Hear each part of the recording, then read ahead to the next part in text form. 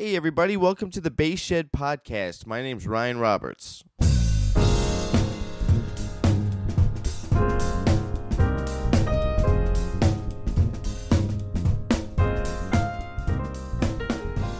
On the show today is bassist Ray Riendeau. Ray has recorded and toured with Rob Halford, Gary Hoey, Greg Koch, to name a few.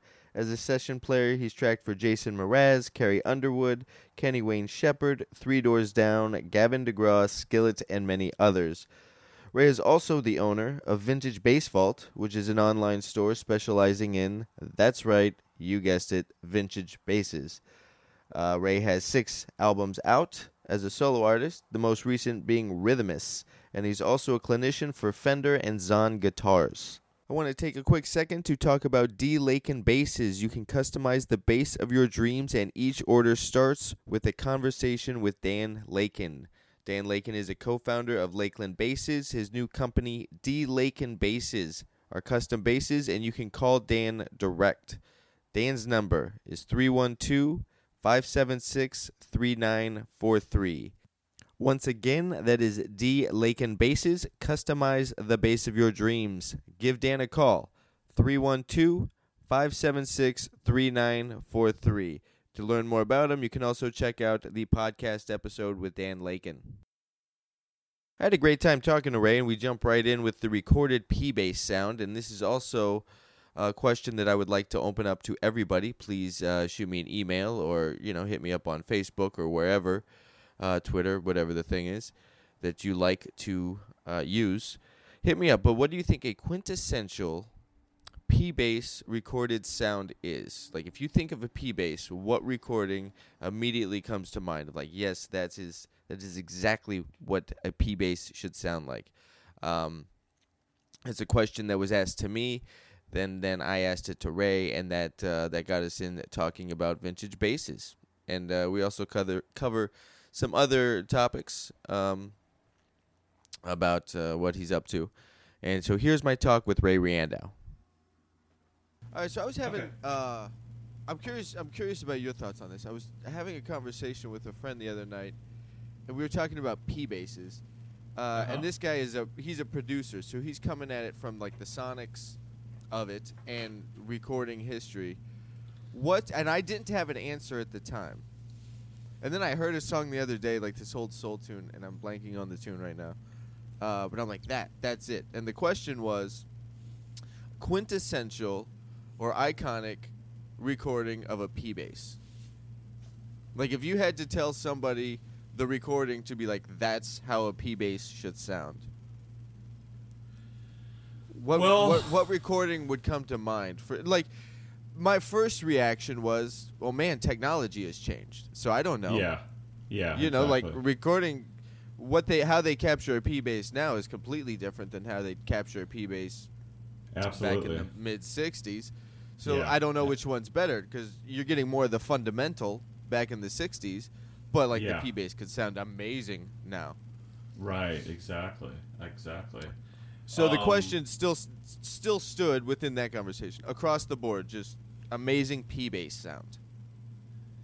Yeah, I mean, I just think there's so many variables, and I think it's... I agree. Just with any instrument, too. And I think, it's a very interesting question, because then there's the thing of, like, I've heard guys play, as you have as well, as just like, a vintage instrument, P-bass, whatever, and wanting that sound. But then I'll hear a guy that has like a newer P-bass, like getting that tone, right. That classic tone. And there's so many different ways to do it. I think it's a thing of like how close you want to get to, specific you want to get to a specific sound, to the point where, obviously, if you can and you have it, the guys, a lot of the session players, I know like Sean Hurley has, I think, a 62, Fender P-bass, but he also has like his own signature one that's a new one, and I know he uses both. He'd be a good person to know, like when, which one he grabs and why, And then you have the whole situation where they have like Acme makes you've seen the Motown DIs.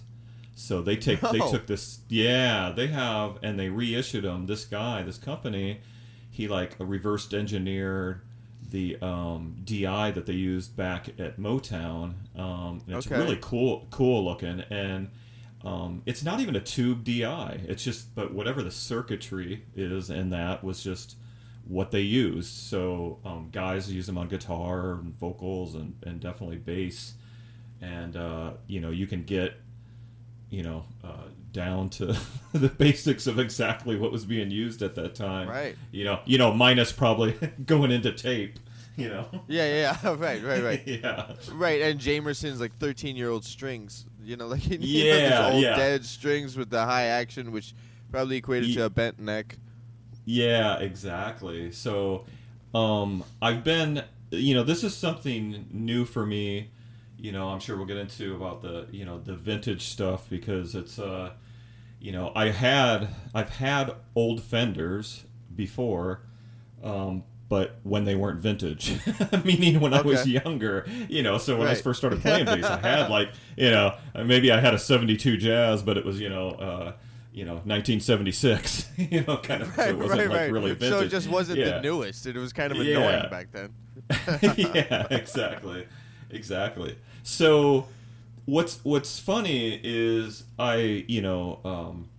it started with a lot of bass players, just like you have, I had a kind of a dream of owning a vintage instrument, and I wanted one I was born in '66, so I wanted a '66 Jazz, and I've always owned jazz basses, and I don't think I could count on one hand how many P basses I had through the years. It was just like the jazz thing spoke to me, I think, Jocko and that whole thing. Sure. And was it the neck too? Did you like the smaller neck? Because sometimes I did. Jazz is I didn't. After playing a 5-string and going back to Fender Jazz, the neck just feels like a toy. Or definitely after I get done playing upright and go back, it feels like a toy. So I kind of prefer the P bass neck because there's a little bit more on a 4-string to kind of hold on to. But fundamentally, originally, I got into jazzes, and I prefer that sound for the same reason. I think it's a Jocko thing. Yeah. I've just listened to so much of that really bridge pickup-y, kind of throaty thing, or even Michelle Indigocello. I think she's got a 64, and that is some of the best just bass sound on records. Oh yeah, definitely. Man, I haven't looked up her signal chain yet on some of those records, but man, that bass sound is ridiculous. Oh yeah, for sure. I think and as a lot of guys my reasons for getting instruments, certainly when I was younger, was what my heroes were playing. I had a 4001 Rickenbacker, as a Rush fanatic like a lot of us. So I had to get one of those, and it wasn't like a more on, it was less technical, hey man, that's the sound. It was just man, that's that cool bass that guy's playing. Right. I want to be like him, so you do that thing to be like him. Yeah, sure. Exactly. If somebody would have had a natural colored one, which would have sounded like Geddes, I would have been no, it needs to be black. At that point, because Geddes is black. Right. Yeah. So so early on, I had them, and I think it's funny because just getting back to what you're talking about too, I think Joe Zahn. Who I endorsed. Oh right, Zahn you were an bassist endorser for a few years. Yeah, I still am, and I have a signature bass. It's great, and I think a lot of people. I've had a few. I thought I would have more people going, "Where's your Zahns, dude? All I see is you playing these Fenders." But right. I still have them, and I love them, and they're, the other thing that happened for me with basses is as my career progressed, the stuff that I was doing heavier music and progressive music, and just with the time and technology, and as that grew, instruments exploded, composite necks and all these different things, and so it's just 5 strings, different things like that, so it got to the point where that sound was more of a modern sound, and it was a departure from, the P bass sound and the jazz bass sound. There were some new tones being introduced that I think sat well in the mix for the music that I was doing. At the time, I also remember, which is kind of on a side note, the whole composite neck thing was interesting to me because I was doing some touring and I had Fenders at the time, and I remember we were traveling, and I think we were in Canada somewhere, and both basses were so I literally had to bring a toolbox with me at every gig. Oh wow! And it was. And it was before I had any kind of a roadie to do it, so I was doing it all. But the traveling of different temperatures and all, so when I played composite necks for a lot of years, that was a big factor for me too, along with just the sound. It was just the that kind of a thing. What are the specs on your signature? What's the pickup configuration, the woods, the scale length, string numbers? What's the breakdown on your signature? You know what? You're probably better to look it up. I'm the worst technical guy. I seriously am. Yeah, I seriously am. And I like that. It was more of I talked to Joe. Joe's really good about you can give him more of a kind of overall. This is kind of the thing I want to do. And sound and use examples of different things, and then he made it happen, and we would send it back and forth. The big thing at that time that was interesting for me, that when I did the signature bass with him, and I've had a lot of Zons, and I have some wood neck ones, Mosaic, and I have his composite ones, but the big thing I remember at that time is to do a signature bass.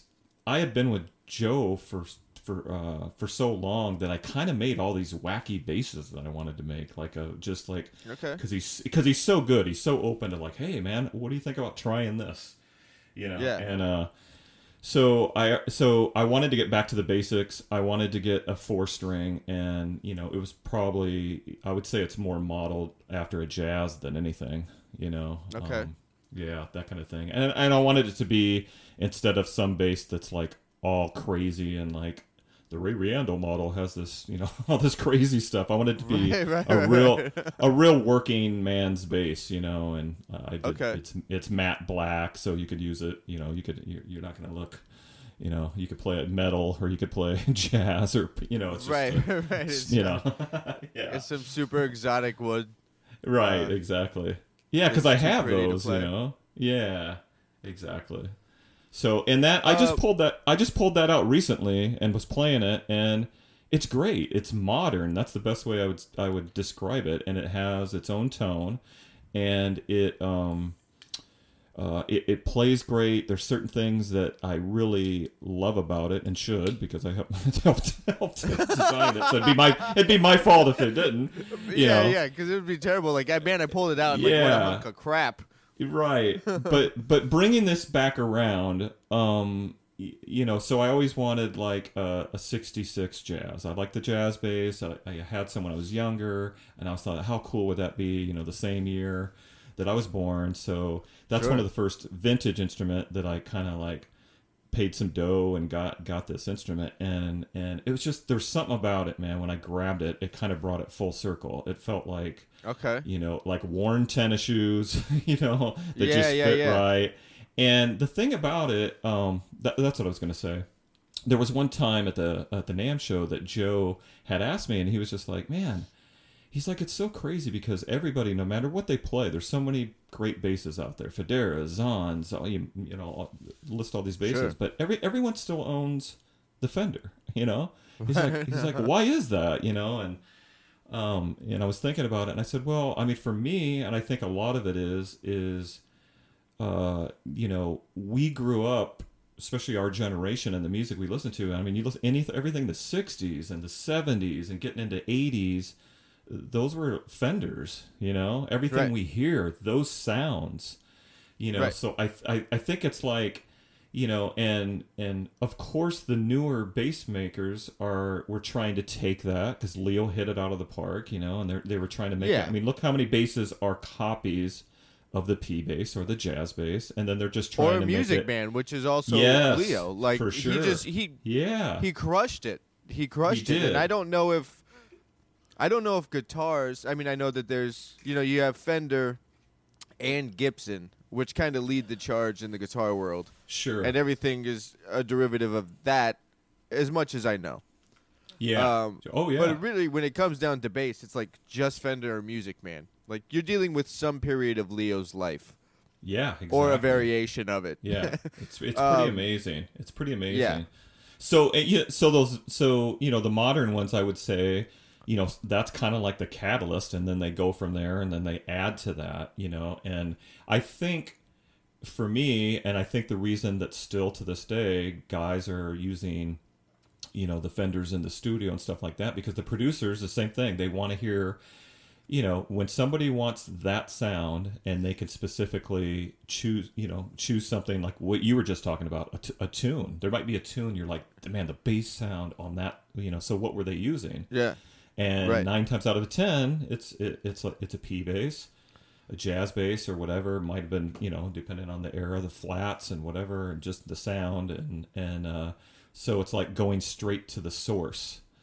Because right. I just think, I'm finding out that although, I'll just use my Zons as an example, although they can get really close to that tone, it's like, why not pick up the direct thing, like cut out the middleman? Yeah, exactly.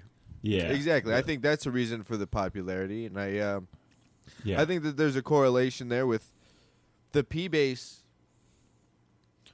and the P bass pickup really just crushing it when the transition from the electric bass from upright bass became popularized.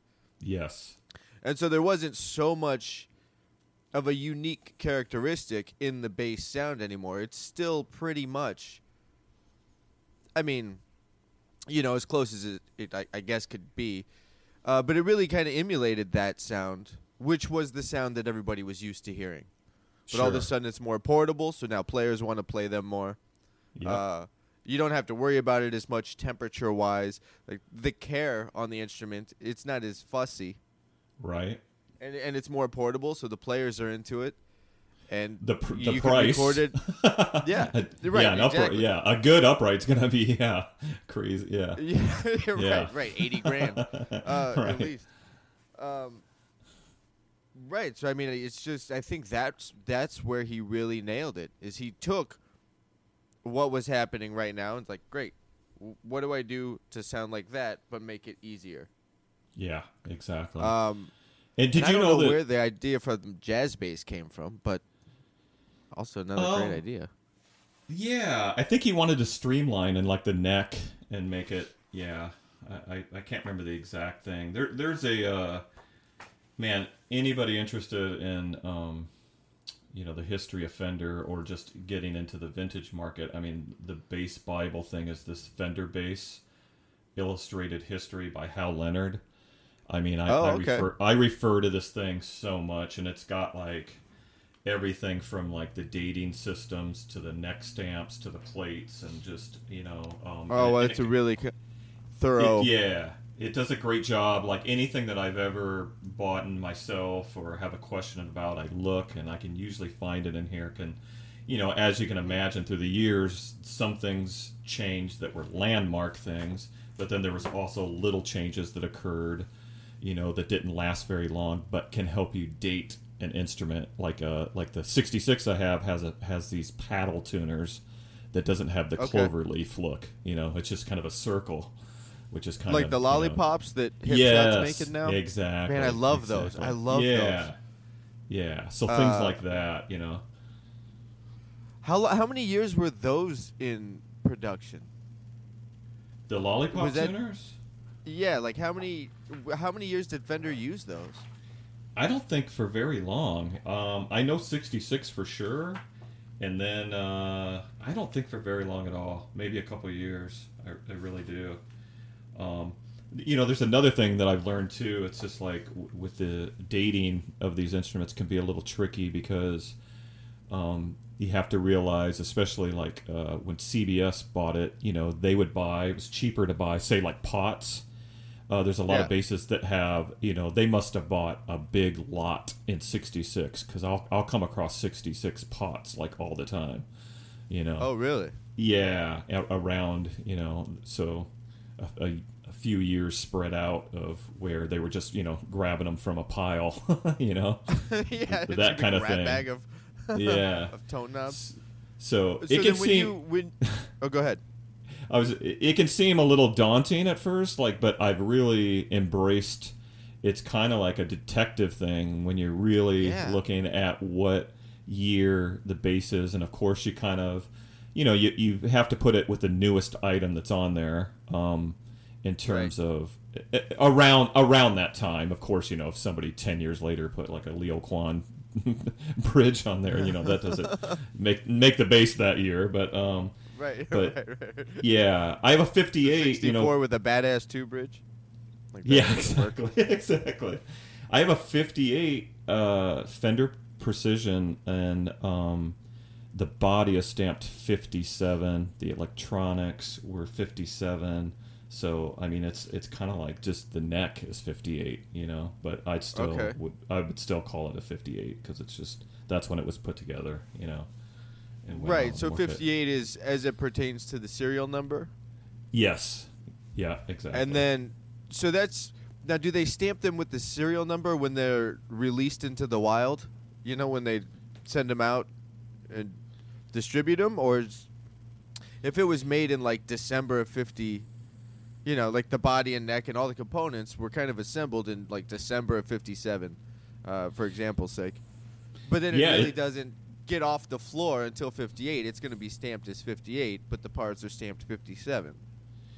Yeah, it's kind of as it goes, because like I said, as far as it can be a combination of things. So when they're putting it together, and they've stamped the end of the necks. I've seen like on the 57, 58, they're handwritten, which is kind of cool. Oh, wow. I think on my 58, it's handwritten. It's handwritten when you pull the pickups out on the body. It's handwritten 57. Oh, wow. A lot of times the guy that worked on it, like especially pre-CBS, signs it, so it's signed. So it can get real deep as far as the history. This book's cool, but there's even more. I'd like to get a hold of some of these guys, that are still around. I heard that one of the dudes over at the Old Bass Player magazine, a guy named Jim Roberts, wrote a book about the history of Fender.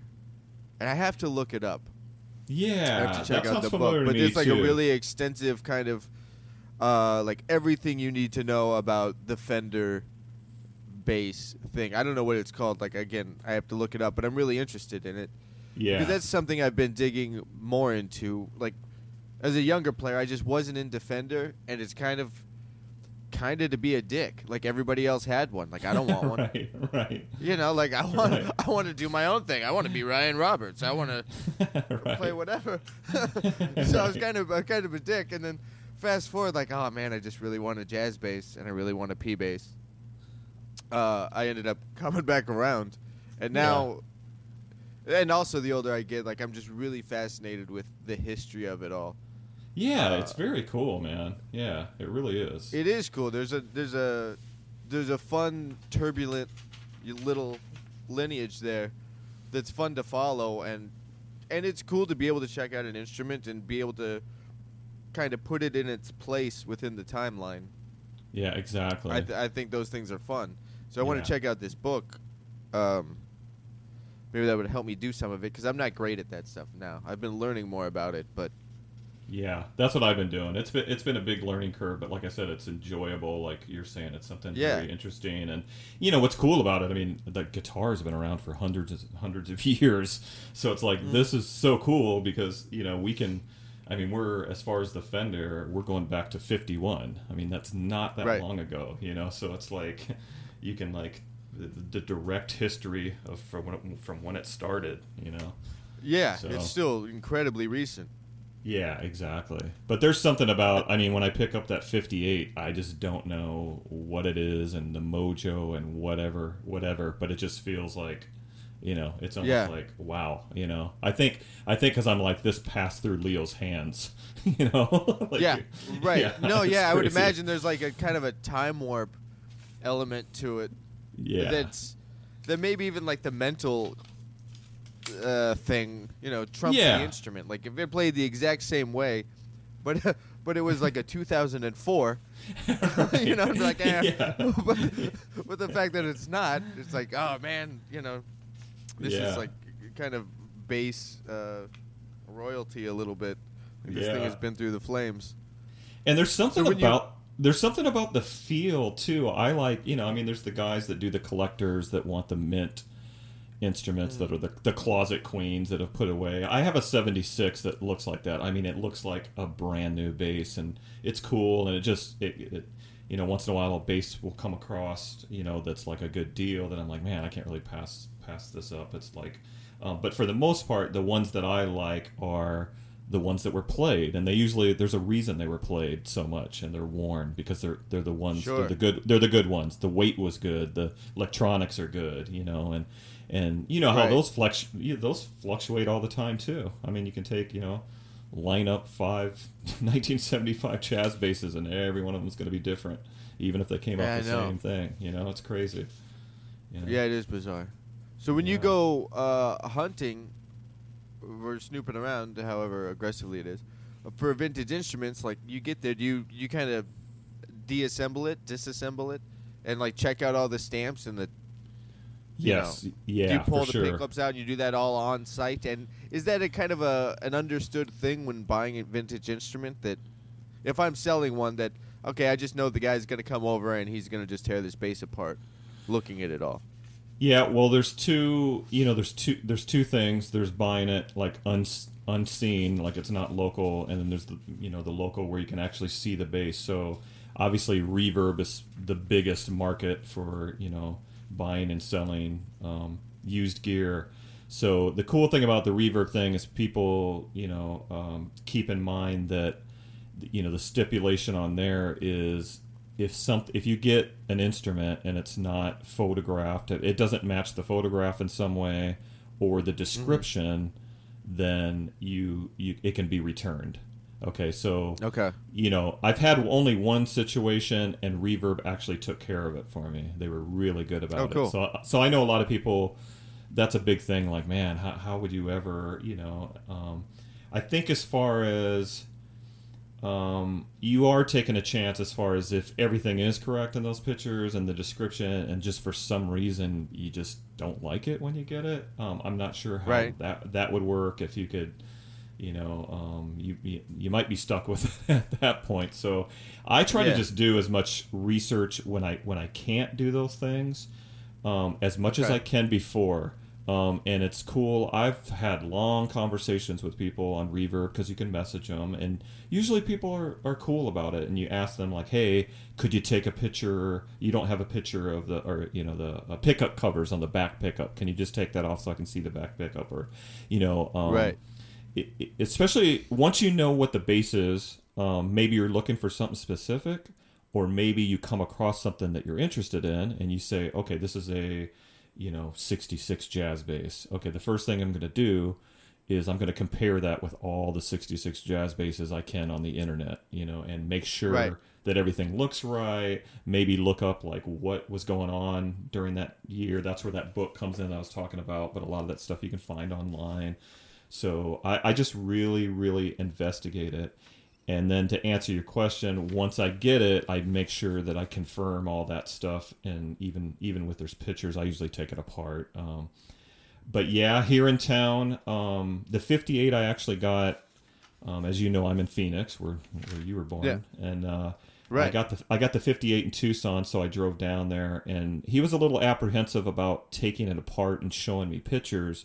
But when I got down there, with cash in hand, I'm like, dude, yeah, you have to. When he saw the money, he'll show you the stamp. I'm like, you have to trust me, and I explained to him, because he owned the bass for, I think he was like the second owner, and he had it for years, So for him, it's like a bit, So I mean, I didn't want to sound like I was calling him a liar. I'm like, I believe you, but I just need to check a couple things, because you never know.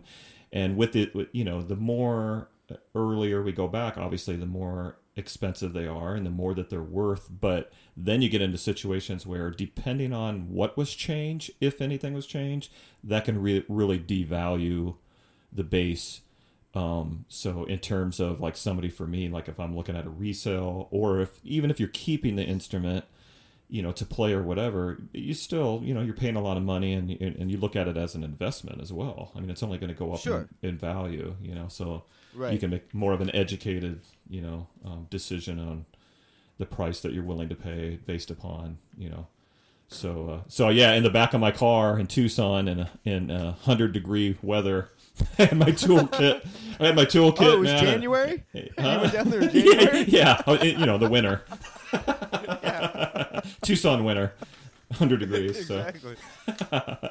But he was cool about it, and once I did it, he was getting a kick out of it too, because he's like, "Oh, that," and that's the one where when I pulled it, I'm like, "This is a 57."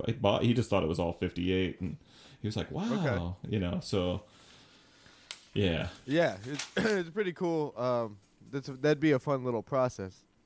But this is also interesting to me that you got the Zons, which are really modern basses, and then you're going all the way back to 58s and Right. 57s and vintage. right. When and why? I don't know why. I mean, we're all fascinated, and we talked a bunch about why because of the history and all that. But what was the catalyst to kind of dive into the vintage thing so hard when your signature is a modern bass? And does your signature have a composite neck and active pickups? Yes. Like, is it that modern of a... Okay. Yeah. The Yeah. composite neck is a really modern thing. Yeah. I mean, I don't know when active pickups hit the scene. Those are kind of standard now, or at least an active passive switch. Yeah. Sure. Sure. But the composite neck, that's a modern move and a modern sound.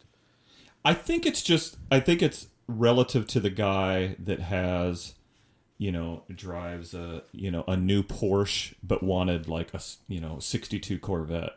Okay. Like he's an enthusiast of cars, but he likes the modern stuff, and he likes. But I would even take it a step further in the fact that, I still do session stuff, and lately the stuff that I've been doing, is calls for those sounds, and again, I started kind of getting The vintage my mind, sounds? yeah, or if it's just a P bass, like I like to get pick one of the older P basses that just has that, because it's funny, because even if they don't know that that's what they want, it comes back around to even Right. even subconsciously, that when people are recording and stuff, they're used to, everyone listens to music. So, depending on the session I'm doing, a lot of times I can tell that the music they're doing is influenced by something in the 70s or something like that, that has that sound that, of course I could use like a Zon on it and get close to the sound or whatever. But I'm really it's interesting you should say that too about, having both basses or whatever. But I've been recording purposely so I can do sound, let people know what these basses sound like. But I've been diving deep into just like recording with them and like trying to get like some of those sounds that I love, that I hear. Yeah. Like, I hear like a Sly and the Family Stone, Larry Graham thing, and like going, Right. what's the closest bass I have to that, and what, that kind of thing. And it's really cool. And for me, like I said, I wasn't really a big P bass guy, but as I've gotten older, I've learned to go back and like, man, a lot of those songs that I love, those were P bass. I kind of skipped over there, as and now I'm like thinking, and then when I go back further, I'm like, man, that flat wound sound amazing. Like, so I'm like, how is it getting that real greasy flat like that? Is so cool. So Yeah. I'm experimenting with that and having fun of like, taking these basses and, recording with them, and when a session comes up, I kind of got some pickings, I should say, which is kind of cool. Yeah. I think there's a quality to the P bass and the jazz bass. Like, for some reason, it's the jazz bass sound because it's I don't know what the best adjective to use is, but I'm sure a bunch of bass players are listening to this, so they know what I'm talking about. It's a little lighter, it's a little bit crisper. Sure. And you just feel like you can burn on it. And, Yeah. a P bass, for some reason, you don't feel like you can burn on a P bass. Right. As soon as you sit down with it and Yes. play a note, because the notes are so fat and just like they got this little grit to them, and like you don't want to burn on it. But Yes, a jazz you bass play- just want to burn on. You play differently. Yeah, for sure. Yeah, Yeah. exactly. And, I remember I was at a bass shop. This was years ago. I was at a bass shop out here called the Amp Exchange, and I can't remember. I was out there with another bass player, a guy named Dan Lutz, and he handed me this bass, and I sat with the bass. I'm like, dude, this is just a meat and potatoes bass. Like everything about this instrument just makes me want to just stay right down here. Yes. Like within the first 5 frets, but it feels great there. Like I don't want to do anything. Yeah. Yeah. Versus like you pick up another bass and like just the shape of the neck and the sound. You're all and over whatever it. the pickups are. All this Yeah. stuff that I can't even play. Yeah. Like my fingers just start moving. Like I don't even know what the hell they're doing. Yeah, I had to get used everything's to. got its own, and I think that was the reason I didn't want a P bass for so long, because I wanted to burn. You know, Yeah. and I wanted to be that guy and try to prove myself. And Me playing too. fast Yeah. means I'm good. Right. Right. So I got to exactly. play fast. Yeah, that was my joke that someone once told me. I got paid by the note. In my younger days, when there's so much overplaying going on, especially on my Yeah, sure. sure. stuff, it's just like crazy. No, that's my joke. Like I get paid by the note, then extra if you want the right notes. Yeah, exactly. Like that's how I double. You pay me, I get 15% extra for the right notes. Yeah, it's funny. I put even flats was something new to me because again, there was stuff that I listened to that I loved, but I just didn't, wasn't into it technically enough to go like, hey, what, that guy's using a P bass and there's flats on there. I just would hear stuff and but now it's like I want to dig deeper and go, okay, what exactly was he using, and the flats thing. So I put flats on usually anything before 70s, so all the 60s basses I've been putting flats on them. I think it's better because on the vintage instruments, especially with the tension and all that. But I put flats on this P bass, and I was playing it, and I went to play it like I normally play. I was just like sliding all around, and like I had to it was just a whole different animal. But at the same time, it had that sound that I was like, oh yeah, and right, and and of course the sound that I wanted wasn't somebody playing all over the neck. It was exactly what you said. It was this cool, groove stuff that's just greasy, greasy groove, Yeah. The first Fenders, were those, I think I knew at one point, but I can't remember now. Were those out of the factory with flats?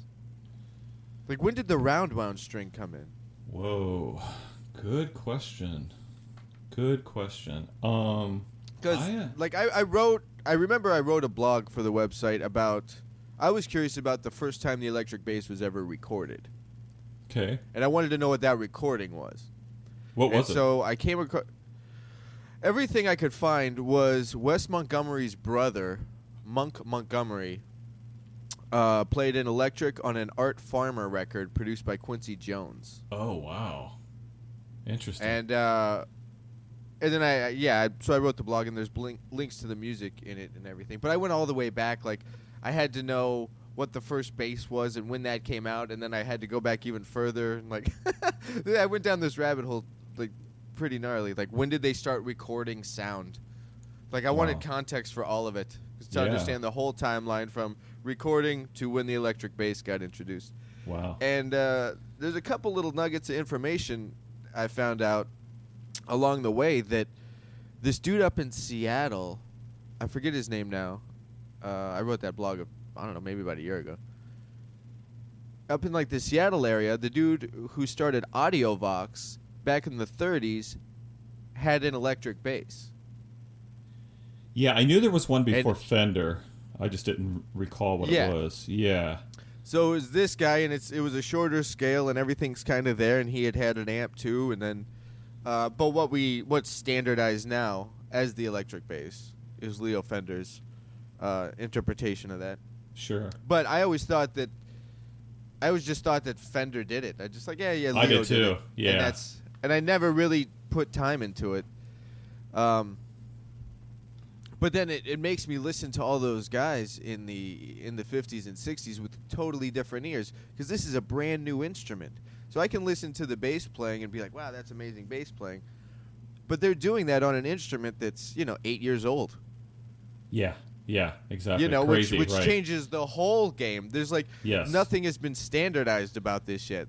Yeah, Right. Strings, pickups, action, amplifiers, playing technique. Nothing is standardized about the Sure. instrument. And these guys are crushing it. And that's why I genuinely do believe James Jamerson was the best of all time. Because he didn't have anything to really build off of. Yeah, exactly. And he still played like the most musical bass lines right for pop music Yeah, ever. Exactly. Without anybody to be like, make it sound like James Jamerson. Yeah, exactly. Like he created that whole language on a new instrument that didn't have any history to it yet. So he created history on an instrument while creating the language of Motown music. Like the shit he generated at those sessions was insane. Yeah, exactly. It's amazing. It really is. I know there was like a lot of pushback at that time too about the electric bass versus, especially in the jazz idiom, as far as Sure. getting that. So you didn't want to show up with the electric bass. The jazz trio. Right. Yeah, I don't really know. I mean, that didn't as much as I know, that didn't really become more of a thing. I mean, the first recording was a jazz quintet, septex, 5 or 6 piece band. I can't remember now. But it wasn't, I mean, Jocko put it on the map within jazz. Yeah, sure. I mean, that's when, as far as I know, maybe, I don't know, what year was Thrust? Oh, Herbie The Hancock? Herbie record. Yeah. Yeah, because that was another huge, a huge fusion record. Oh, yeah. I don't know what year that is. I don't know if that was after. Heavy It's Weather close. was 74 or 76, and then Jocko's solo record was 76. I don't know when Thrust was, though. Yeah, I don't either. That's a good question.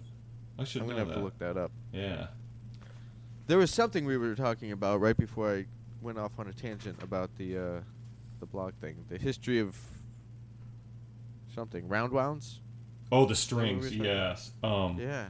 All I do know about that is I use GHS strings, and I kind of did a deal with them for on my site as for my basses that they were cool. I'm like did a thing with them, like every bass that I sell comes with like GHS strings, and they have these bright flats that I like, and I've always been a big fan of boomers, and but in talking to them, it was interesting because I didn't even know this before I kind of made a deal with them. I just I use them, so I was like, hey, it'd be cool if I could put include a new set of strings with these basses. Sure. But they were telling me that they have the history of something to do with whatever the old Fenders were. They were coming from the plant of the GHS strings. There's a so there's GHS a tie. was making the string. Correct. Yeah. Okay. Yeah. So there was a tie to that. I bet they were flat wounds. I'm betting that was the. It kind of makes sense, right? Yeah. I mean, how many other companies does GHS make the string? Like, if you buy an Ernie Ball, like, is it still a GHS string? I've wondered that a lot. Like, because if it's 45 through 100, a standard 4-string set, and it's going to be nickel, like, there's not too many, there's not too many variables there. You think that there's just one major factory pumping them all out, and everybody's slapping their brand on it.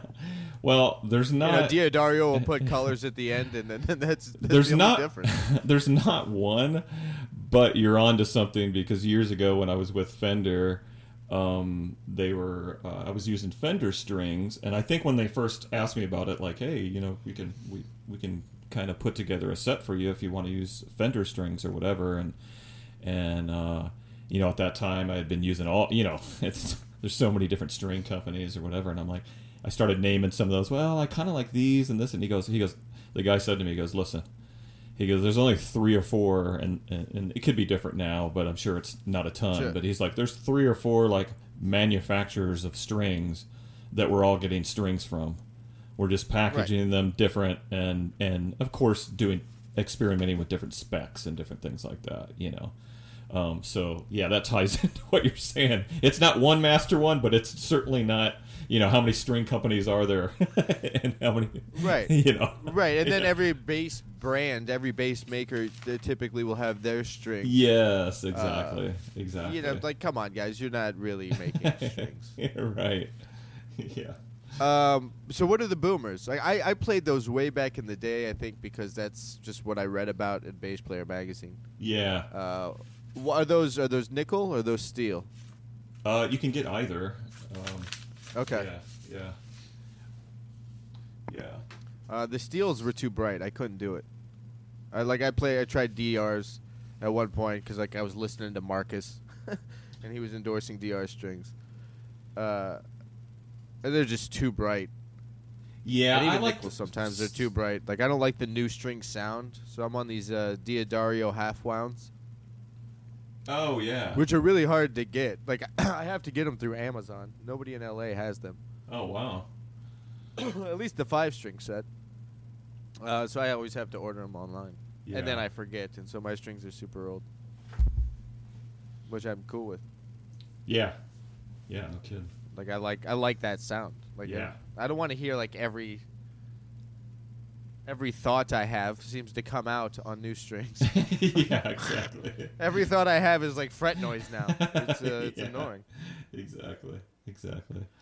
Yeah, it depends on the application. Like I know a lot of, like when I was doing a lot of the slap stuff. I would still, even at that, if stainless steel, using those to get that tone. But you're exactly right. Sure. Like it would be, I'd want a week of play on them at least, before I record it, because it's almost too much, so it kind of settle in, the boomers for me are, again, I'm not a technical guy, but the boomers were kind of again, tying it back around. I just remember years ago, like, using those a lot because they weren't the cheapest string, but they weren't the most expensive, and I liked them. They sounded good, and I just reached out to them and tried those again. I'm like, I want to try those. It's been years since I've tried those, and just put them on and loved them.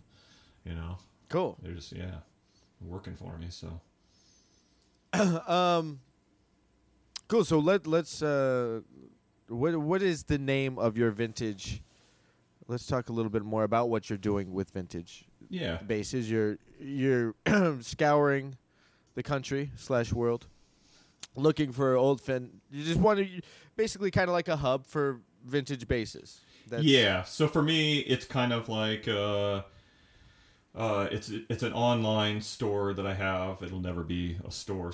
That's just too much. I'm just doing it all myself. But I just wanted to get kind of a collection of basses, and where hopefully I get kind of known for as it progresses as somebody that you can trust, that since I've been playing for so long and learning about these instruments and the vintage ones, and that you can, a name that could be trusted, that if you get a bass through me, it's already been vetted as far as like the accuracy of the year and the everything about it, electronics, and not only that, a step further, playability, weight. Mm-hmm. I'm looking for specific things that most bassists are looking for in basses that I hear, and I have a lot of experience too, and as we had the bass place out here, which was a bass boutique store that I taught at. Is that still around?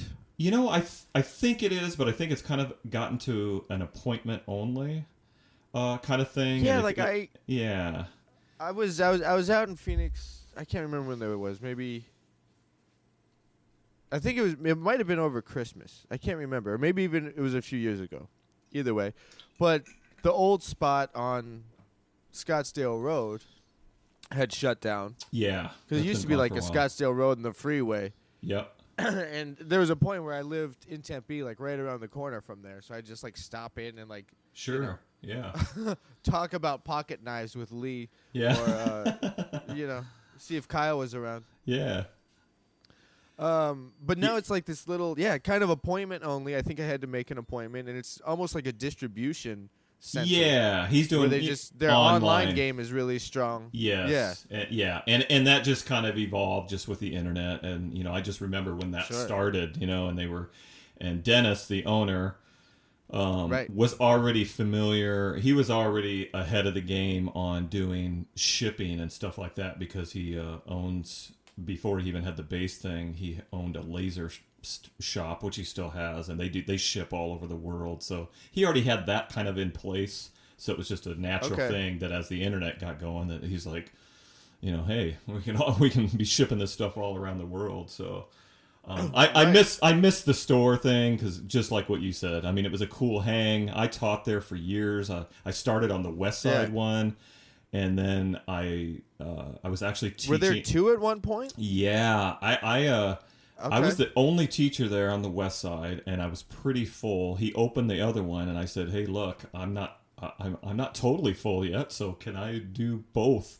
And I split up the week, and man, there was a time where I was doing like 40 to 60 students a week, man, just like, oh my gosh, oh yeah, it was crazy, man. That's like guitar player status. I think the most I've ever had. I know, at that's one so time rare for bass through a music store was like 16. Yeah.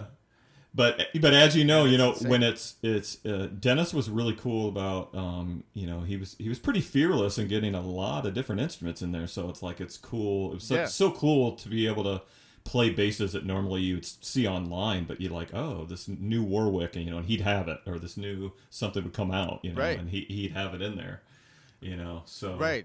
Yeah, there's some interesting pieces in there. He was carrying Status for which is like, kind of. I think it's a British brand. I'm not exactly sure, but they were kind of on the scene maybe late '90s, early 2000s.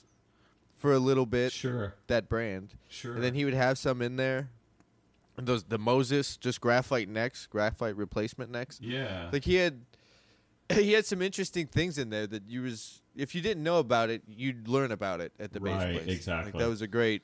Yeah, exactly. Man, what a tagline! I just made his tagline for him. It's like I'm 20 years too late, but damn. But you're right. It's cool because you could go down and put your hands on the bass, instead of just kind of like not knowing what it, felt like and all that stuff. So yeah. I mean, I have kind of that background of seeing, at a store actually, and that whole thing. So this is just a small, and it kind of started for me, the idea. I think we talked about this when we first talked. It started out as an idea of I wanted to get some of these vintage basses just kind of as an investment and just things that I wanted to play and that I liked. And then I figured, maybe, turn it into this thing where, this little store. And what's nice about it, what's cool for me as a musician is I have access to these basses. They're not hanging on a wall. So I'm using them to record and I'm playing and, very carefully, I might add. But what's nice about it, I mean, if somebody calls me or talks to me about a bass, chances are, if I've had it for any period of time, I've played it. I've probably used it on some sessions and that kind of. So I know a lot about, what I have in stock. It's a personal stock, if you will. So it's probably only going to be 5 to 10 basses that, because it's just me financing it too. And, I have some amps. So I remember seeing ads with you in the old Bass Player magazine, and you were endorsing Sun amps. Are you still playing Sun? No. That was a while ago. That was a while ago, yeah. Slap record was out. I got, when I was with Fender, let's see, they just acquired Sun. And they wanted to revamp it, and I actually, before I even got a Fender endorsement, they came down to Scott's. This around '98. Yeah. I remember I was teaching at a little store. If you can picture the intersection, and I have no idea what the intersection is like now, but 43rd Ave and Glendale Avenue. Okay. Yeah. So right around there, I think it was 47th and Glendale. There was a little store there called Metro Music, and they had the big yellow music note Oh, I kind of totally marquee remember out that. on the street. I totally remember that. Yeah, so I was teaching there around that time. I think I was like 17 or something. Was it next to Arizona Music Center? I think that's what it used to be called. Yeah, I think that's so. what it used to be. And Okay, then a yep. guitar player bought it Yes. and flipped the name to Metro Music. And now Okay. I heard it's not there at all. I don't. Yeah. Actually, I think know so. it's not. I drove by last time I was in town, just a little nostalgia, Yeah. and it's not there. But yeah, around that time, like 97, 98 was when I was teaching there, and I remember they had like the Fender kind of. It was almost like this. It was this long picture. I don't know if it was a fold out from Fender used to do the Frontline magazine. Yes. Yeah.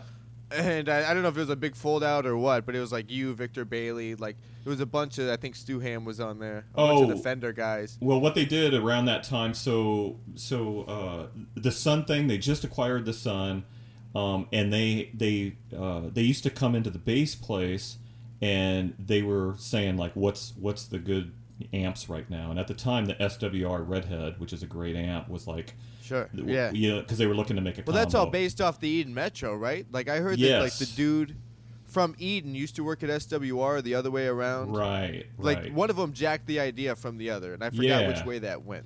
Well, Fender, which I hope I'm not calling out. I'm sure a lot of companies do that. You know, they bought a couple of these amps and kind of reversed engineered them just to see like what was cool about these amps. And they also was that the Rumble 400 or was that the Sun? The Sun, because they had the Rumble 400, which was another 210 combo, Yeah. very much like the Redhead or the Metro. Yeah, they were making a Sun combo that was 1,000. I still have one in my garage. It was 1,000 watts, a 210, the horn. Yeah. Then they had you could buy it as a head, and then. So anyway, when they were down there, they asked me if I'd be interested in doing outside consulting as far as coming down and playing through the various stages of them making these new amps.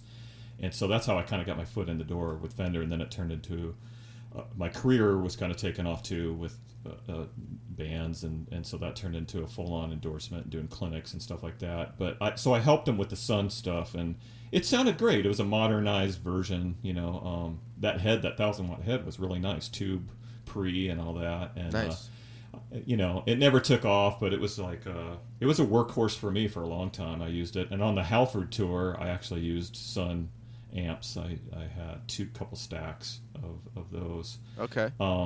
Around that same time, getting to the poster thing, that was they had a short-lived thing. They've always had Frontline, but they decided to. At that time, they were trying to kind of. You know, I mean, they can hang their hat on the precision bass and the jazz bass, like we talked about, the Telecaster bass. But they've never been known for their amps, and like so they're just trying to kind of like, oddly enough, Not in the bass world. I mean, I know Right, Fender amps are its own thing, but oh yeah, well yeah, they never really. What's funny is all the guys when I went down there, I'm like, okay, that's why I'm here. 95% of everyone that works here is a guitar player, you know. So it's a bunch of guitar players making bass amps, you know. So Right. you know, and they know the technique. You know, there was a guy, the name's escaping me, but another guy that worked on the Sun amps was actually a guy that was like a big guy at Ampeg. So that was kind of cool. I remember meeting him.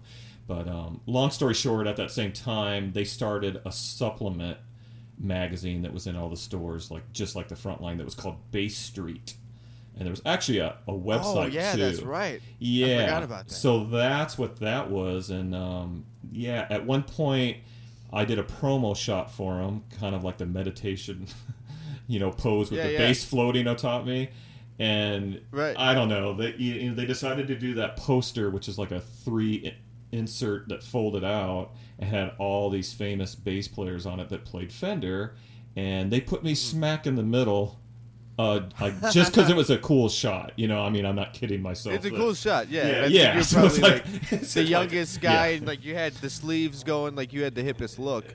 Yeah, so I was like, it was even to my surprise, like, why am I in front? Like, look at who's on here, you know? Like, I mean, I was flattered, but at the same time, like, going, man, that's crazy. But, Yeah, so they had that, and that went out, and that was really cool. And I actually have in my office here a huge version of that they made, and they only made so many of it, and so many of them, and I have it signed by Bill Schultz, who is just like, he basically, he was with Fender for many years after Leo, and Okay. ran, the kind of a cool thing. He's no longer with us, so it's just kind of cool that he That is have cool. it signed and all that. Right. Yeah, it's a neat thing.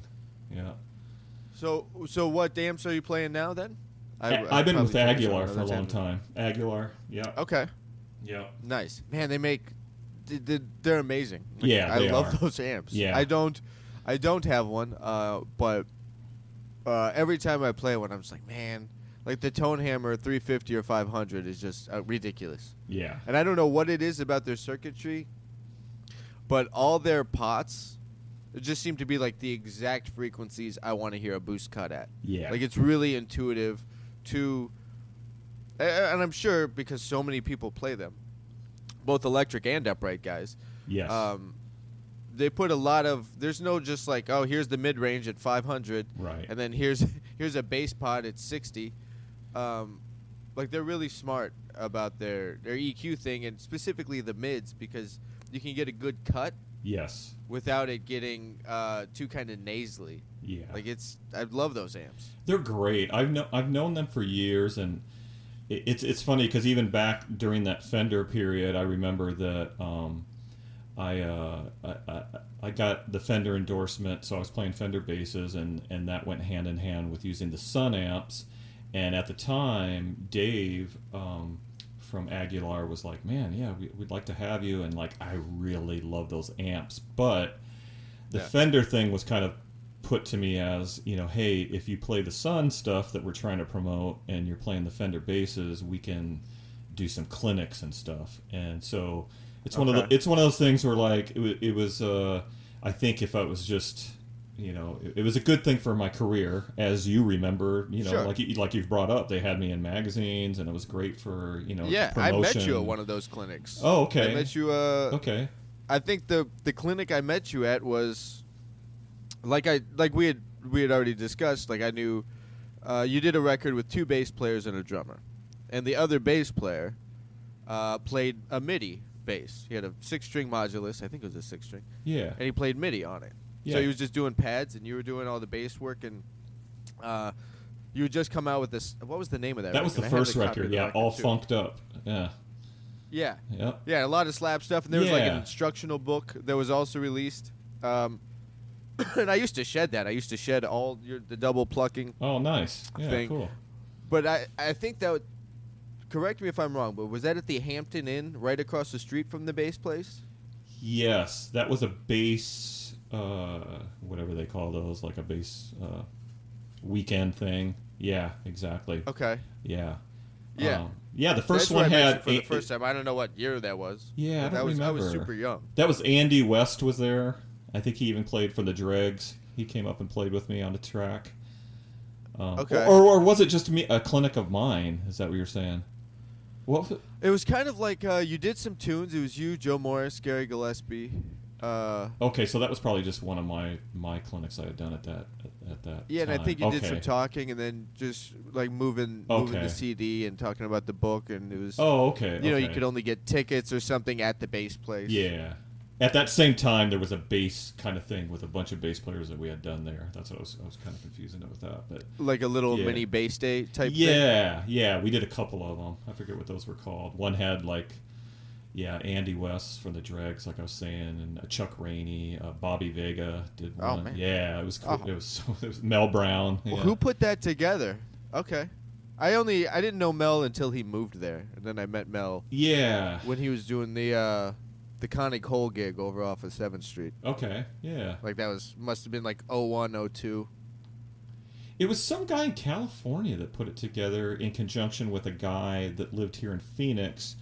Both names are escaping me right now, but the guy here in Phoenix, he was a rep. He didn't have a store, but I think he was doing the internet thing, and he was like a rep for a couple different bass companies. So Okay. yeah, it was So just he was just pulling those artists. Yeah, they had just Like had an okay. idea, to like do this thing, and somehow they made it work, with the budget to secure like a.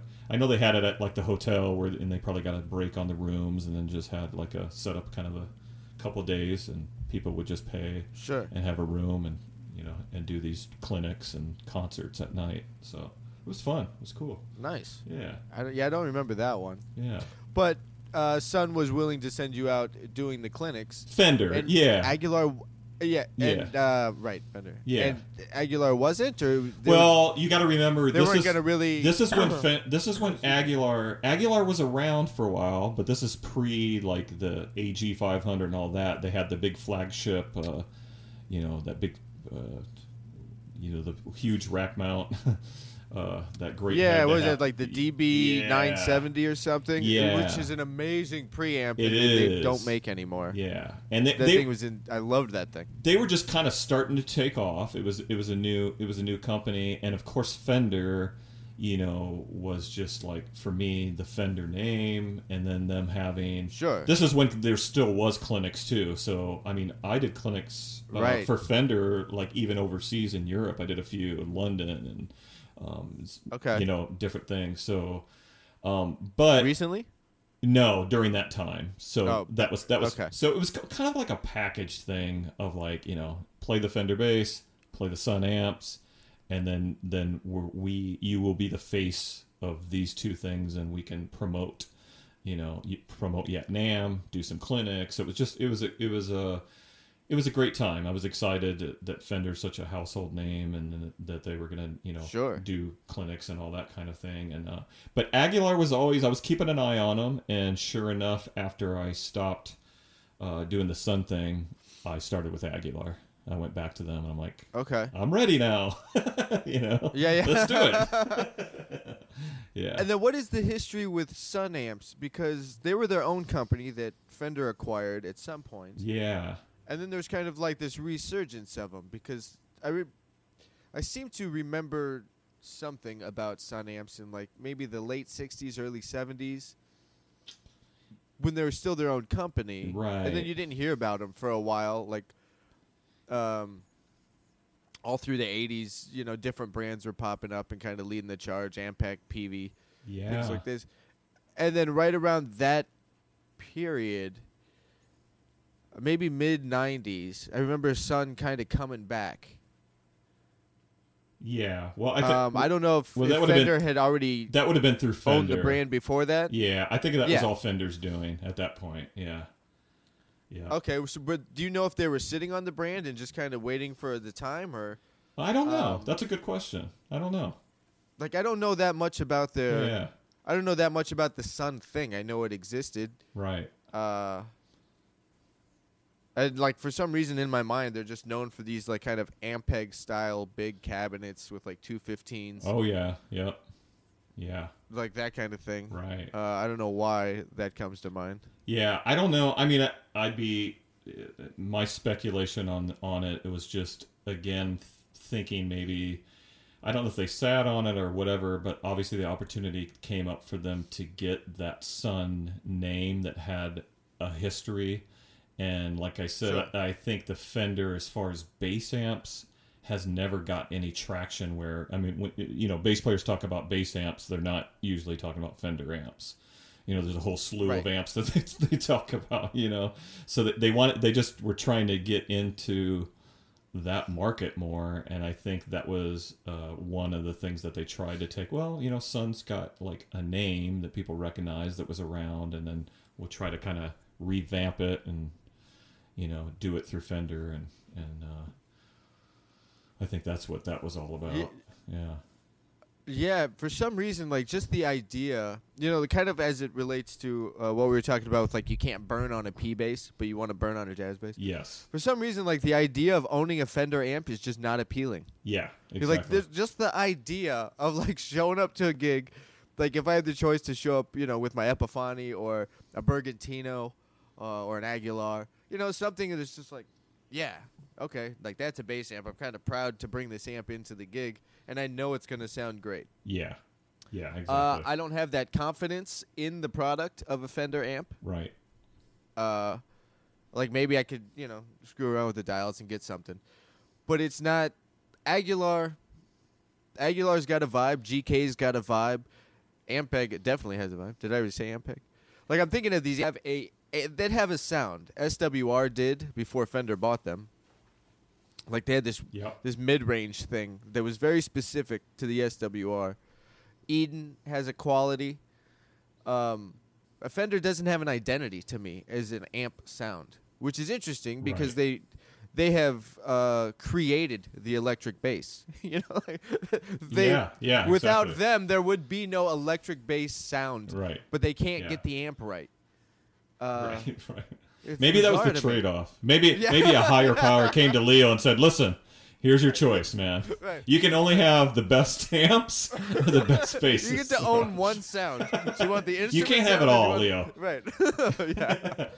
I mean, I gave you the Strat and the Tele too, so come on. Exactly. Come on, Leo. Right. Yeah. What more do you want, buddy? Right, you greedy little bastard. Did I just call Leo Fender a greedy bastard? No, that's not cool. That's a. He sold Leo sold that to CBS. 65 for $13 million. Wow. And I think what is that the equivalent to now? $13 million. I don't know what it would. I don't know what it would be now, but I was reading something when it said. I'm going to do this math real quick. In 1965.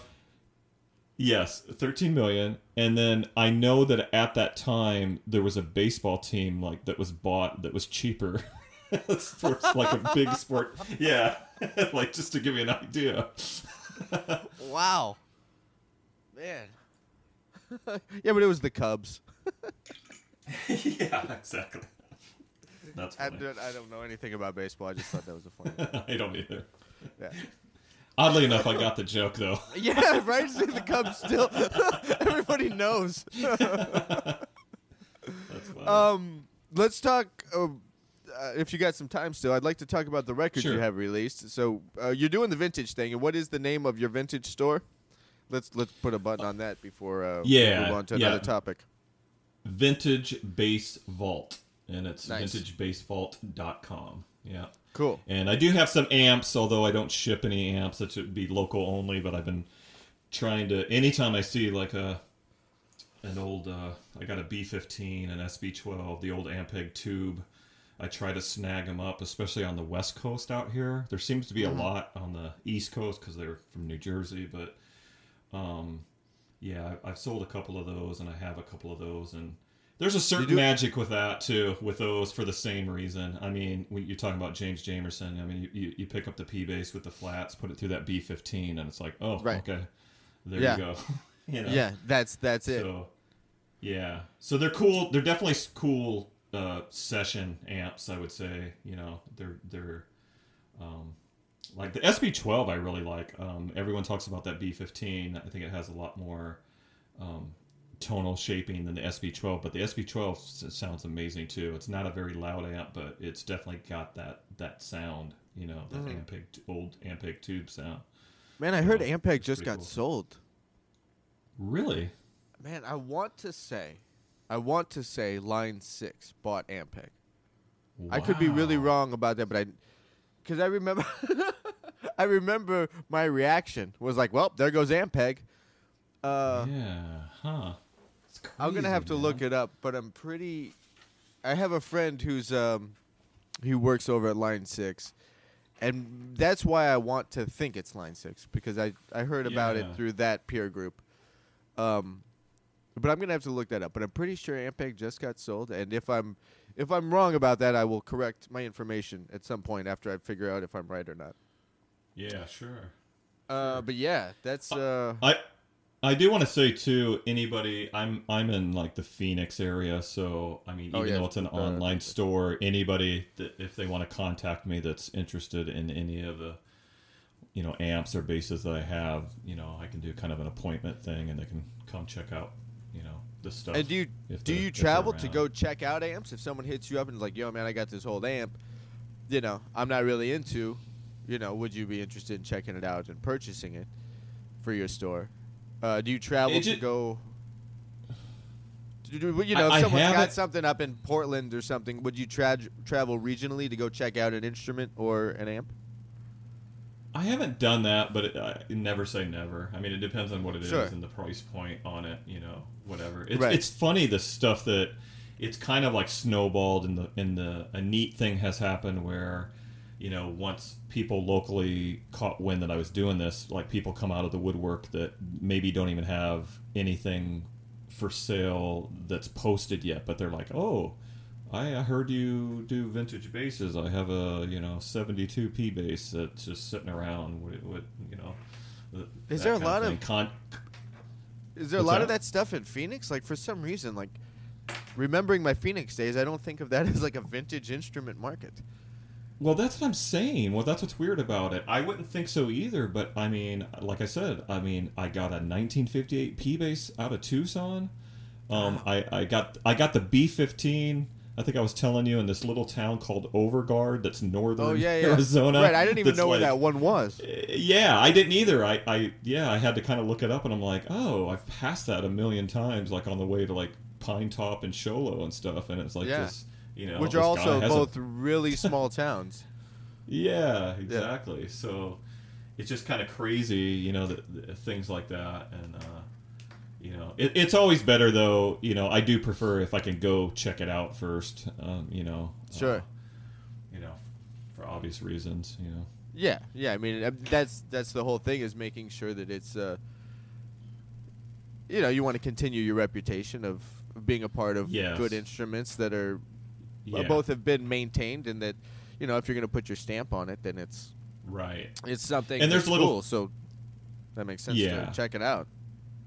And there's little things like the SB12 I got had the old 2-prong, you know, power cord, which, you know, it's it's kind of dangerous, so I have had that replaced. And, you know, I'll do little things if it's like something that needs to be, if it's a safety issue or, you know, things like that. But if there's usually I try to get, you know, especially with the basses, everything as legit, you know, to the year. And if there is anything that's not, you know, it's listed, you know, if something was changed before I got it or something needed to be fixed. Even with the 58, it's all original, but the jack was replaced, but the guy was smart enough to take the old jack, the 58, and put it in the case.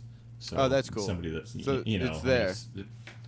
It's there. So, you know, things are going to go wrong, you know, especially if they're players. I mean, it happens, you know. Yeah, I mean, come on, people break down. You know, they have replacement. Yeah, things. Exactly. Like, so an instrument will too. yeah, exactly. Do a lot of these basses? Are you typically finding them with the original case? Most of them, yeah. Oddly enough, cool. Yeah. Because I mean, that's all part of it. You know, it's like buying an old LP, like having the jacket to the LP. It's part of the whole thing. Yeah, I have this is awesome. I have a bass. Another find. You're talking about Phoenix. One of the first ones I found here. This is really crazy. So I'm doing a session here in Phoenix, and the drummer tells me. I tell him about, you know, I'm doing this vintage thing or whatever, and my idea, and he goes, "Yeah, man, there's this guy in town. You probably know, this bass player, and he has this bass that he got, and he tells me this crazy story about this bass, which I'll tell you in a second. And he tells me this crazy story, and I'm like, wow, that's crazy. It's a 1969 P bass, and at that time, like, you know, I still do. I'll get up, have coffee, and look at the internet, and I kind of look locally first because things pop up, you know, like that B15 in Overguard. I saw it like an hour into it, and like contacted them, and I was on it. You have to, you know, the market, especially if something's priced good, you know. What's the Sun City? Like a lot of people, like, because Sun City, for anybody that doesn't know the Phoenix area, that's kind of like a retirement style community. But the folks out there are always selling stuff of value at a really low rate. You know, like that's where my folks still go to like buy things. Like if they need, like a couch or a new washer or something. Like it's always go out to Sun City because you can find smoking deals out there. And I would assume the older folks might have some of these older basses that, you know, the guy was a hobbyist he was just a hobbyist in '62, which now that's a big Right. deal to us. But to him, it's like, oh yeah, I got that back then. I've never played it. Whatever. Yeah, exactly. I mean, have you Exactly. found anything out in that part of town? Sorry to Not hijack your yet, story. but Okay. But I'm hoping. Yeah. I hope you're right. Hope someone's sitting Yeah. on a 52 P base. So anyway, the guy tells me this crazy story, and I'm doing my normal kind of looking, and I'm looking at Reverb, whatever, and I see a bass fitting that description, and then I look at the description, and the story he tells me is the same story that's listed on Reverb, and I look, and sure enough, this is in Scottsdale. It's which Okay. is right in the Phoenix area. So I'm like, Yeah. are you kidding me? He just told me about this bass, and it's for he didn't know it was for sale. He was just Right. telling me a story about a bass that this guy had that he saw, this crazy story. So I contact him and I say, hey, I'm going to be in Scottsdale at the studio. Can you bring the bass by? I'd like to check it out. And he brings it by and he comes in. So the story of this one's a 1969 P bass. So he proceeds to tell me, he opens it up, it's mint condition, it's a beautiful bass, all original, and I ask him how he got the bass, and he repeats the story, but he's all animated, and I'm hearing it for the, directly from him. And so the Yeah. story goes, in 1974, he went to college in San Diego, and they used to have at SeaWorld, they had college night, and they would have concerts at SeaWorld. So him and his buddies go to the concert, and they go to see the Grassroots, okay? The singer for the Grassroots, a guy named Rob Grill, who's the singer, the bass player. They get done with the show, and Rob Grill takes his bass off, and he goes into the mic. He goes, anybody crazy enough to get this bass, you can have it. And he throws it in the Shamu tank. Okay. Because the stage was right there. So he's like, man, he goes, I didn't hesitate. I had clothes on, a jacket. It was kind of cool that night, and I jump in the tank. And I'm Was swimming Shamu in the tank at the time? I don't think so. I don't think Okay. so. Yeah. Because that's So- a game changer. Like if the Yeah, whale's yeah, in exactly. there, I'd be Yeah. like, oh man, I kind of want the bass, but I don't know what that thing's gonna do. Yeah. If there's no So whale, he's- like it's just like jumping in a pool.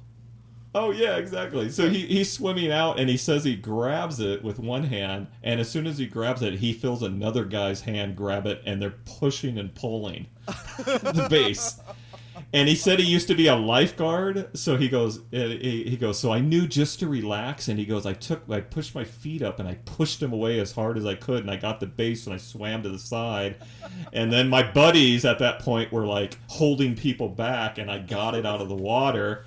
And then he said that the one of the roadie guys came over, and they're like, hey, the band wants to see you backstage. He's like, oh, they're going to want the bass back or whatever. So Yeah. he goes backstage, and they give him towels, and he's drying it and all this stuff. And Rob Grill comes up to him and he goes, so you're the crazy motherfucker that jumped in the tank.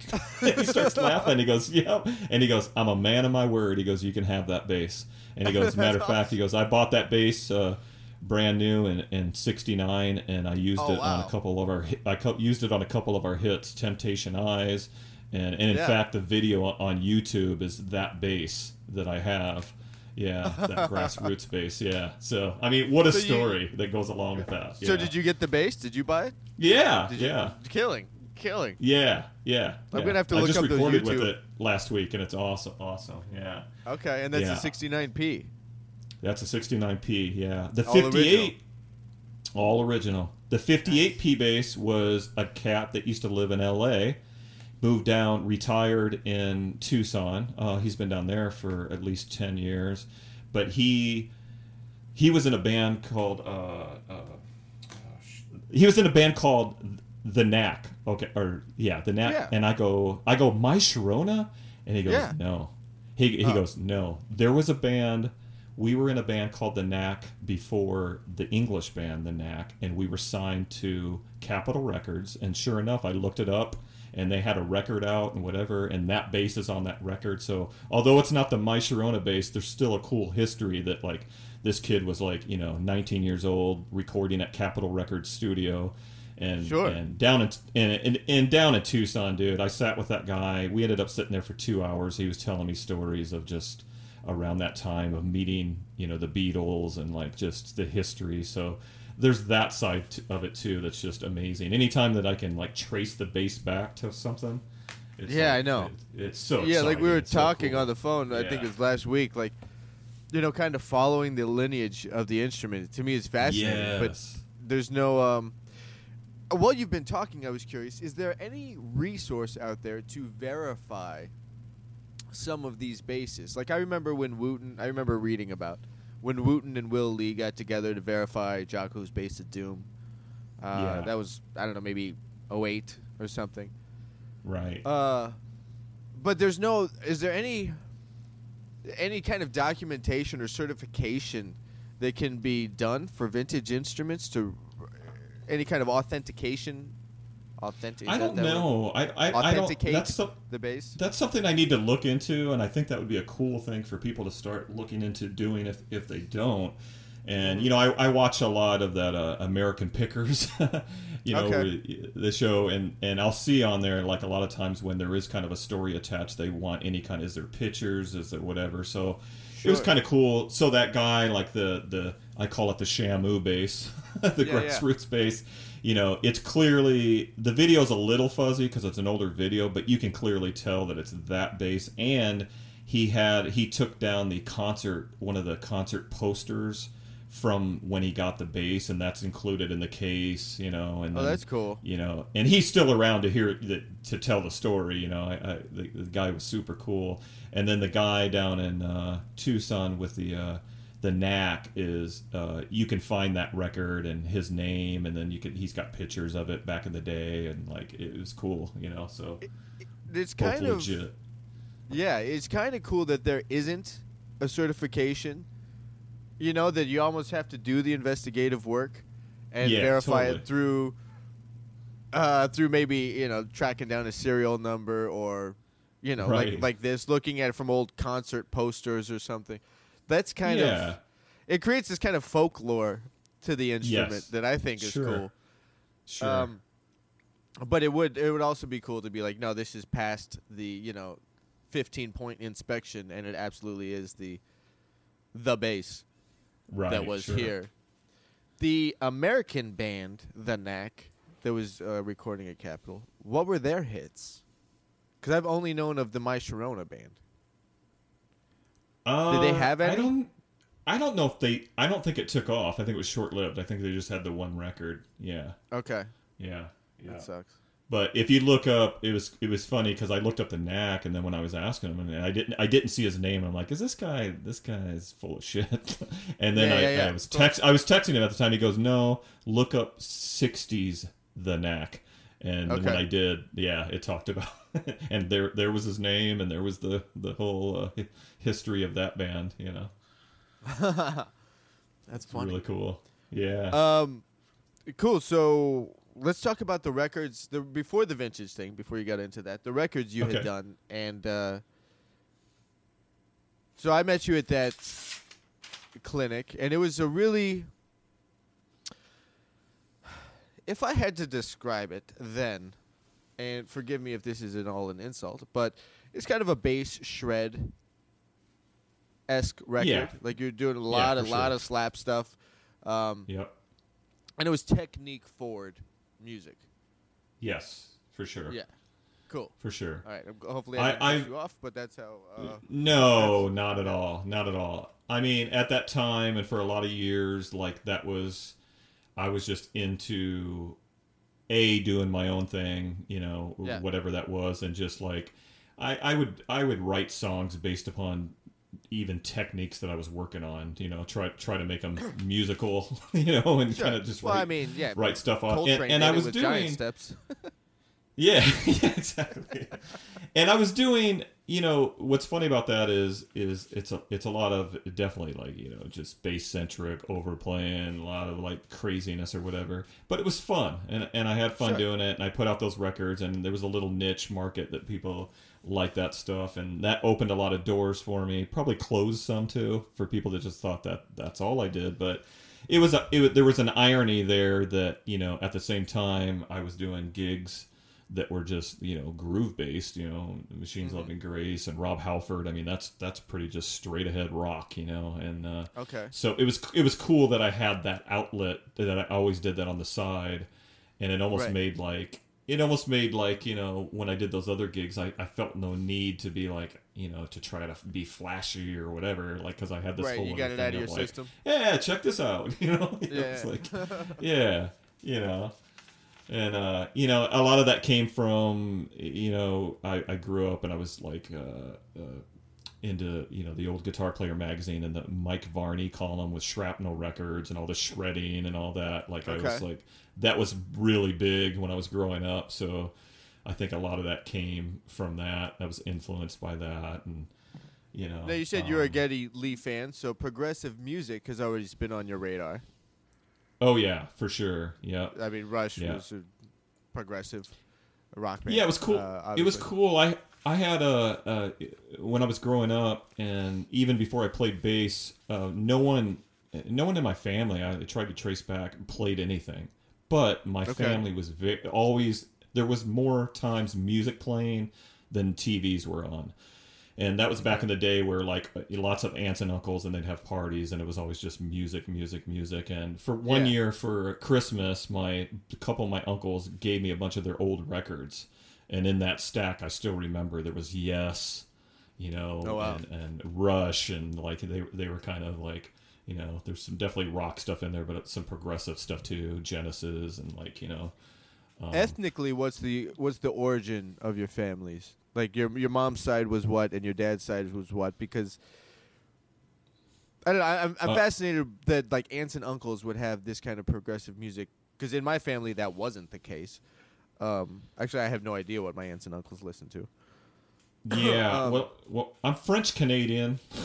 Okay, I mean, I figured French by the last name, but I didn't know how much of it was that, or if it was just a name that maybe it got diluted from its original French roots. Yeah, I think a lot of it was again, my childhood, the '70s, and a lot of my uncles were the typical hippies, and the music reflecting that, and one thing I remember that was hilarious is just for whatever reason, when I heard Sly and the Family Stone and Larry Graham, and this is when I've been playing, that opened up a whole new, I'm this white kid from Iowa, but there was something that, like, I was just like, this funk music that I was just like, whoa, like, what is that? And this is when there's nothing showing. I didn't know. I just was hearing something that I had no idea what was going on.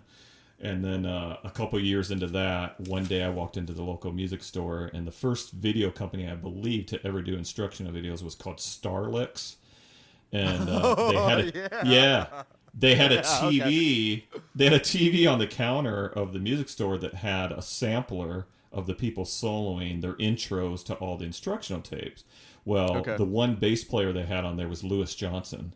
And I was like, holy shit, what is he doing? Like, with the thumb and like I'm like, man. So I bought that VHS, and I just fell in love with slap, and then was doing all of that kind of slap stuff. And then the next one was, when Victor came out, I was like, oh, you can do that. Yeah, that just just flipped it all upside down.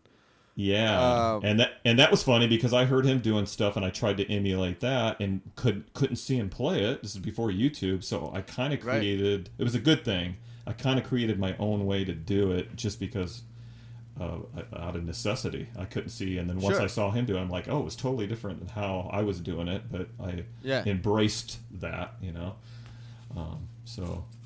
Right. So instead of the double thumb technique, you developed the double pluck. And as I remember it, like the index finger was kind of prescribed to the D string, and the middle finger was prescribed to the G. Yeah. And you would kind of just relaxed, but the technique is to have a relaxed right hand, but everything kind of stayed within that spacing. Right. To get either one of those pops, those plucks happening, and then a lot of left hand muting was involved to get arrhythmic groupings. Yeah, arrhythmic, definitely. Is that the word? I don't know, groupings of 5 and 7 and stuff like that. Yeah, exactly. And then though when YouTube kind of hit, well, you did the first record, All Funked Up, and then what was the second record? Was there 2 records? I did All Funked Up. I did a record called Groove Therapy that was just a drummer and I. There's some bass overdubs. Sure. And then I did a trio record called Arrhythmia with the sax player, drums, and bass. Mm-hmm. Yeah. And then I did... And then is there bass overdubs in that one too, or are you kind of using effects, or what are you using to have the progressive element in that kind of really, what's the word? Kind of avant-garde trio. Like, sax, bass, drums, as it relates to jazz, is kind of an avant-garde instrumentation. Yeah, I did do overdubs, but the overdubs I did were more of just like sounds and chord voicings and stuff underneath. So there was always like the main bass part with just like supplemental, little things here and there to like move the harmony and stuff. Yeah. So they're all. Where was I going? Are they all drastically different? I mean, instrumentation-wise, I know the first one was 2 basses and a drum, although one was MIDI bass. So it really doesn't sound like 2 basses. Yeah, and then Groove Therapy was the same, but with me doing it all. Okay. And then Arrhythmia, like I said, with the sax player, we even co-wrote. I was really into Steve Coleman at that time. So a lot of it, when you listen to it, you're like, oh, okay, that's what he's trying to copy. Right. And then I did the most recent... What year was that record? What year was your record, Arrhythmia? Jeez. I'd have to look it up, man. I don't remember. That's been quite a while ago. Okay. Like I used to listen to the Dave Holland record, Extensions, with I think the name of that record, with Steve Coleman on it. Yeah. Kevin Eubanks, before he became the Tonight Show guy, was on it. It's a great record. A lot of odd meter stuff. Oh, nice! I love that stuff. The last one I did was called Rhythmus, and that was 2016, and that's just solo bass and percussion, and like loops and stuff. But that was I don't know. I always do the solo stuff is kind of cool to me because there's no rhyme or reason other than just whatever I'm into at the time, and then if I get enough of a collection of stuff together, I just kind of put it out, and it's just kind of documents what I was doing. But the Rhythmus one is pretty cool because I was on this kick of using a capo, and using a lot of which gave me a lot of different keys that I could use open strings, and I wrote around that, and it's it has a really distinct sound to it. It's pretty cool. Is that a 5-string you're using to get the chords out? Is that a 5-string with a high C or a string? Oh, it's a 4. That was a 4-string. Yeah, that was the Zahn, the signature. Yeah. Standard tuning. Until the capo gets involved. I mean, for the most part, tuning, but for E A the D most G. part, You didn't. Okay. Yeah. I didn't know if maybe you had strung it higher, starting at A, going to C or something. Yeah. Kind of like a Matt Garrison approach. Yeah. No, it was regular. And then that Arrhythmia record you were asking about was 2002. That's when that was. Okay. Yeah. You still doing clinics at all, or any kind of website? No, that's kind of died down. Thing. Yeah. Yeah. Yeah. I haven't even been teaching, to be honest with you. I've been concentrating, on this vintage thing, and then just gigging. Sure. Yeah. Sure. The vintage thing seems like a lot of hunting. Like, do you enjoy the hunting for it all, or are you at a place with what you have of you're good on your own personal inventory, and now it's just trying to actually see if anybody's interested in purchasing them, or are you always looking does that go back and forth? Like you're in a hunter phase, then you're in a yes, exactly. Okay, you called it. Yep, exactly. So right now, and it's financially too. Like I have a number that I want to stay within side of. So I look just in case if a gotta have deal comes, but what I envision is as bases go, then I depending on where I'm at is how hard I'm kind of actively looking. Sure. Yeah. Would you do a direct trade with somebody? If everything worked out for both parties and it was a fair mutual agreement, was it? Yeah, I'm not. You'd be I'm not interested? opposed to that. I'm not opposed to that. But generally, usually when people ask about that, it's never benefiting No, me. yeah. Go figure. Here's my 1987 ESP. Can I get the Shamu bass Yeah. from you? Yeah, exactly. No, you cannot No, you cannot. at all. So there's a certain beauty of it in the sense that, like I was saying, it's kind of a. I thought it was a good idea, just in the sense that I get to use them while I have them. I'm not. Sure. You can't really be in a hurry. It's not the kind of thing where you're buying something to resell right away. Right, It's even on just not. Reverb, It's not. like selling things Yeah. on Reverb in general. Like I was selling an amp on there not too long ago, and it takes a while. Like I feel like the It sale does. will happen on Reverb, but it's Yes, a exactly. slow roll. It's a slow roll. Yeah, exactly. But Yeah. I feel like people who. It's also putting it in a place where people who know what it is will come across it. Right. Yeah. Exactly. So it's much different than putting it up on the local Craigslist ad or something, and everybody trying to get it for $100 cheaper than you. Right. Just for Right. they're like people on Reverb know what it is. Do you use Talk Bass classifieds at all? Do you ever go down?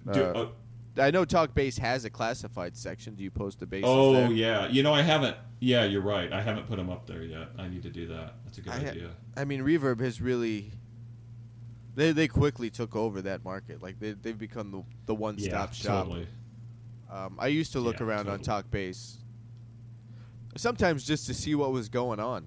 Like who's Yeah, sure. what's out there, or if I was interested in an amp, I'd want to see how many were being resold. Because yeah. like if a bunch of them are being resold, Yeah. like, maybe I don't want Yeah. that because What's- everybody what's seems up? to. Yeah, right, Yeah, exactly. exactly. Everybody wants to seem to be getting rid of it. Yeah. So maybe I'll just dodge that bullet right now. That's funny. Ah. Yeah, Reverb's awesome, and I mean, quite frankly, I think I was telling you before, like, most of the business I'm doing is on there, which is understandable, just because they've been around for so long and they have so many things in place that I think make it more. What's the word? People are less nervous about buying Sure. directly off a new site, and they have all these kind of Well, then they have the policies finance and stuff option in place too, and this- which is nice. Like, Yeah. so if Yeah. someone really wants the instrument, they can finance it through what's a firm. Is that their finance kind of deal? Yeah. Which that exactly. makes it kind of, that makes it nice. Like Yeah, I sure. don't personally know any too many people. I can't think of anybody actually off the top of my head that would have like $3,500 or $4,000 to drop on another bass. Right, sure. But if you have that option to Yeah. finance it, and you Yeah, do what it's you great want for and all that. that's And- fantastic. And even with that, you look at a place like, I think a really good business model, and they do a really good job with everything, social media and all that, is Chicago Music. And obviously they're, they have just thousands of guitars and like whatever, but they have a huge presence on Reverb as well. Okay. Which they wouldn't. Which, with all the things we've talked about, they wouldn't necessarily need. I'm sure they do financing. They have, the shipping department is great, like everything about it. But Reverb is such a big, resource for people that it's just like to not use it would be, Right. I feel like Reverb's going to be the new Guitar Center. Like how Guitar Center just Yeah, came in yeah. and bulldozed, every little Yes. mom and pop shop out of business. Which I still Yeah. like that. I still like the community aspect of the mom and pop store. Like that place I was telling you about in Glendale and Phoenix, it had that. right. There's a place I taught out here that has a really nice guitar room. Like they have a lot of really nice higher level guitars. The bass collection isn't great, Yeah. but Yeah. but there's something about like that's the local music store in the community, and I don't know, I liked it. But at the same time, I can't go to those music stores and find what I want. Yeah. Like, sure, that sucks. Exactly. I mean, maybe if Yeah. I was just getting into playing or taking lessons at a local music store, that would be the thing. But as a professional, I don't typically find what I'm looking for at a local music store, unless it's, something that's very bass specific, like the Amp Exchange here in LA, or Stein on Vine for, I go to him for a lot of my upright stuff, or LA Bass Works for a lot of my upright stuff. It has to be a very specific thing, but to feed the masses, I really think reverb that's something that's going to be really dominating the scene in the next few years. Yeah, I believe so too. Which is cool. I mean, you get to music shop from around the world. Yeah, exactly. You get a really big. You'll eventually find what you're looking for at a good price, and you can compare it. Right? Don't they have the thing where is that Sweetwater where you can compare the two products? Well, they do have in place, like, I mean, what's cool, you can look at, and again, whether I'm selling or buying on Reverb, I like the fact that you can look up something specific and it'll show you the sales in the last couple years, and it shows you what's going on. Well, yeah, with the price, so you can see the market value. Oh, that's cool. Go up or go down and see what things have sold for. And I remember specifically because the most money I've spent on a bass so far is obviously the oldest one, that 58. So I was really like investigating that a lot, and I was pretty confident in that I was able to see the last 3 that they sold on Reverb, which one was this year and 2 was last year later in the year. We're at the price point that I was hoping. I was like, oh, okay, so yeah, the value right now is like here, so that that's great. That's what I wanted to see. You have a website up for the vault, right? The Vintage Vault? Yes. Yep. Yeah. VintageBassVault.com. Nice. Killing, man. Thanks for doing this. Yeah. Thanks for having me. It's cool. And brothers in bass and brothers in Arizona. Yeah, that's right. That's right.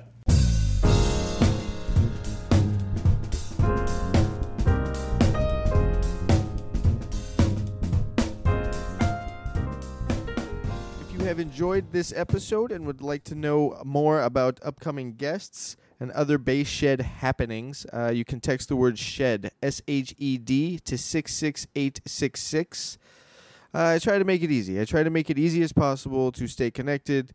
And let's be honest, we're all sending texts throughout the day, so just shoot me one. Shoot me one that says SHED, SHED, to 66866. And we'll get you plugged into the newsletter. You can also hear previous versions of the podcast at Apple Podcast, Spotify, Google Podcasts, and Stitcher. Please take a second to rate the show. And if you'd like, you can donate to keep this thing happening. There's a link for that at thebassshed.com/podcast. I had a great time talking with Ray. It was cool to just talk gear. I don't do a lot of that. I think I do. I've been doing more of it now that I've been doing the podcast here, but it's fun. It's fun, and I've been diving more into the vintage bass thing and the history of the electric bass.